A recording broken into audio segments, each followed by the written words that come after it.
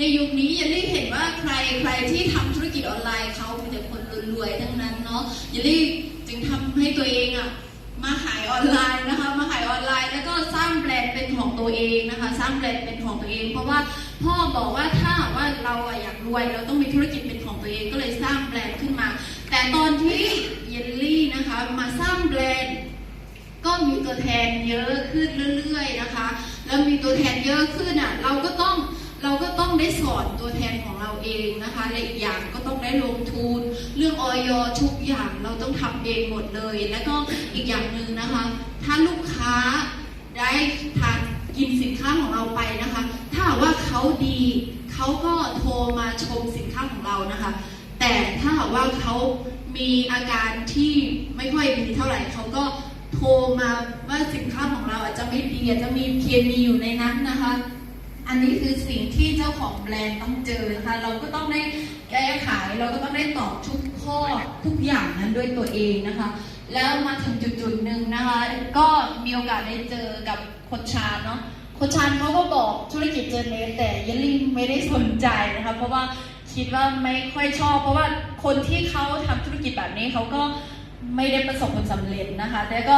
มาถึงจุดหนึ่งที่เยลลี่รู้สึกว่าตัวเองไม่มีเวลาเลยนะคะ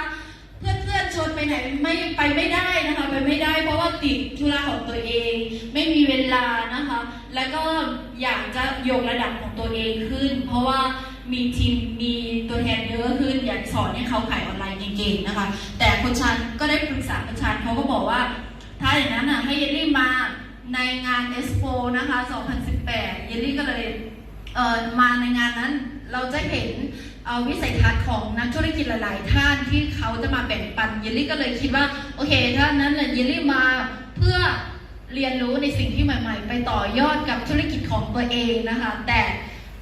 เพื่อนๆรู้ไหมคะตอนเยลลี่มาในงานนั้นเยลลี่เห็นหลายๆโปรไฟล์ที่เขาเป็นคนรวยแล้วก็เขาเป็นคนที่ไม่ได้มีฐานะอะไรเลยเขาก็สำเร็จได้ในเจอเนสและอีกอย่างหนึ่งที่เยลลี่ตื่นเต้นมากก็คือเขาทำได้อย่างที่เราฝันก็คือเขามีเวลาเขามีสุขภาพแล้วก็เขาไม่ได้แล่นตามหาเงินอย่างที่เราแล่นนะคะเขาก็นะคะและอีกอย่างหนึ่งเราเห็นเขาได้ทุกอย่างในทางอิสรภาพเลยเราก็เลยคิดว่างั้นเราต้องตัดสินใจแล้วมาทำเจอเนสแล้วเพราะว่าเจอเนสเราจะไม่ได้แล่นหาเงินนะคะเยลลี่ก็เลยตัดสินใจมาทำที่เจอเนสนี้แบบ100%นะคะมาทำได้2 เดือนนะคะก็พิชิตโบนัส 17,000 บาทนะคะและก็ทำต่อไปนะคะอีก3 เดือนก็พิชิตตำแหน่งซับไฟแล้วก็ได้โบนัส 140,000 บาทนะคะ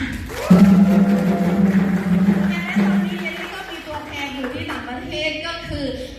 เวียดนามจีนลาวแล้วก็ออสเตรเลียแล้วก็อเมริกาและล่าสุดก็คือไทยนี่ค่ะแล้วก็ที่อยากฝากให้เพื่อนๆนะคะอยากฝากให้เพื่อนๆว่าถ้าใครยังไม่ได้คุยกับตัวเองว่าต้องการอะไรจริงๆก็ขอให้เพื่อนๆทุกคนตั้งเป้าหมายอยู่ในเจอเนสนี้นะคะเพราะว่าเราจะทำงานอยู่ในเจอเนสนี้เอาจริงเอาจังอย่างที่เราทำที่นอกมันก็ได้มากกว่านะคะได้ทั้งเวลาและอีกอย่างหนึ่งเราไม่ได้ลงทุนเยอะนะคะเป็นเจ้าของแบรนด์ต้องลงทุนเยอะๆแต่อันนี้ไม่ได้ลงทุนเยอะเลยอยากให้เพื่อนๆทุกคนใช้เวลาให้มีประโยชน์เหมือนกับที่เยลลี่นะคะเยลลี่ก็เชื่อว่าเพื่อนๆทุกคนอาจจะได้มากกว่าเยลลี่ด้วยแล้วก็เวลาของพวกเรามี24 ชั่วโมงเหมือนกันและก็เวลานั้นเอาไปฝากธนาคารไม่ได้นะคะและก็ขอให้ทุกคนสำเร็จในเจอเนสนี้ด้วยกันนะคะ